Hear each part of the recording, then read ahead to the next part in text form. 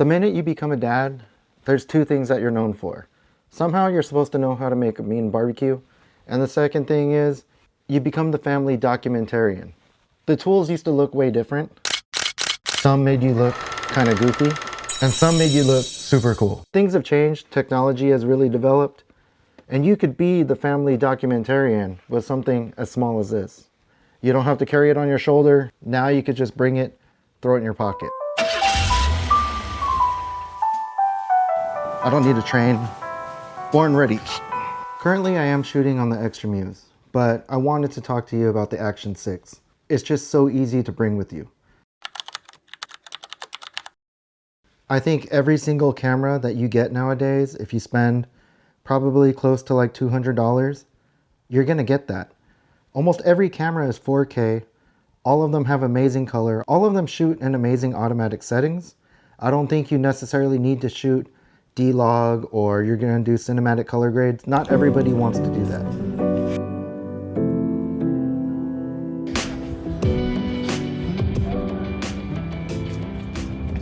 I think in general, the camera space is a little complicated. There's people that are hobbyists just trying to film their families, and there's people that are on the professional side. And I think it just depends on where you fall. I guess my focus has always been more of someone like myself. I would consider myself a hobbyist that's probably a little too into it, but at the same time, I just want something that looks really good to film my family.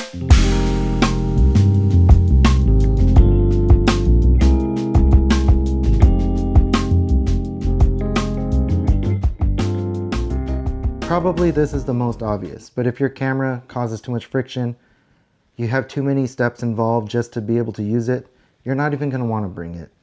That's why I suggest action cameras. Things like the Nano, things like the Action 4, 5, 6, they're all so small and so easy to bring around. I'm not familiar with the other ones, but I'm sure they're all great too. I watched YouTube videos by the hundreds and people use all sorts of things.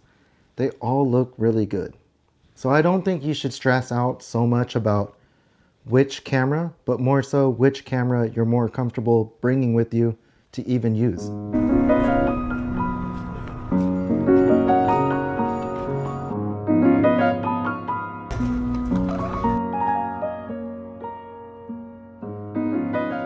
My honest suggestion, if you're gonna film in a crowded space and there's people everywhere and it makes you uncomfortable to film, the last thing you want to do is film and talk on the mic. Sometimes I think it's better to film the family moments and just go back later and just talk about whatever was going on. You could do it as a voiceover.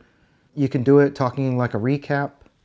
There's all these different ways to do it, but I do notice that a lot of times if I try to document what I'm doing while I'm doing it, crowds everywhere, I just noticed that stress is high, audio quality is horrible. I don't think you're doing anyone favors.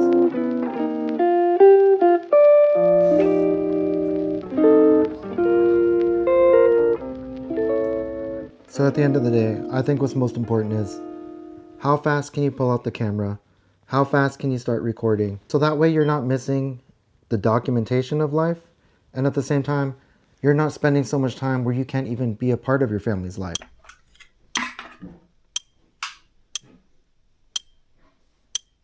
I think the goal of making family videos is to be able to record everything, but yet still be in the moment.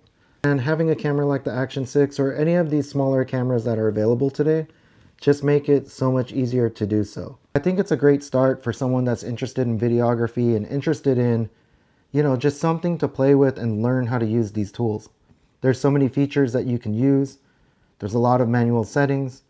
And people are able to make amazing videos with them. If you're someone in the market looking for a family camera, I would really think about durability, depending on if you're gonna let your kids use it and play with it.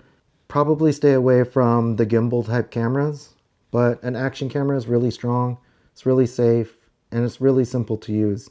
And the other thing is just try to find one that's super convenient for you to just bring with you, something that fits into your lifestyle, meaning something that's easy to just put in your pocket or throw it in your purse. However you would think about carrying the camera. So that way you're not spending so much time dealing with all the friction of setting up a shot, and you could spend more time just quickly documenting, throwing it back, editing later. So hopefully this helps you. I make a lot of videos documenting my own life. I sprinkle in here and there just videos about these cameras and useful tips and things like that. So if it interests you, feel free to subscribe. And if it doesn't, I wish you luck. And hopefully you're able to record so many memories with your family. The hair on our rabbit is absolutely tremendous. You couldn't tell. So I was telling Stella there's those brushes with the glove. And we're going to try to get one because I think when you pet him, it's probably easier to get hair.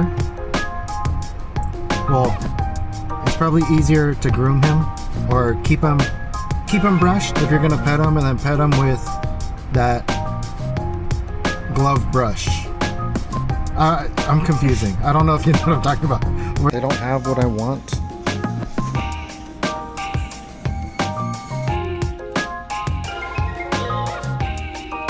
Now the other side.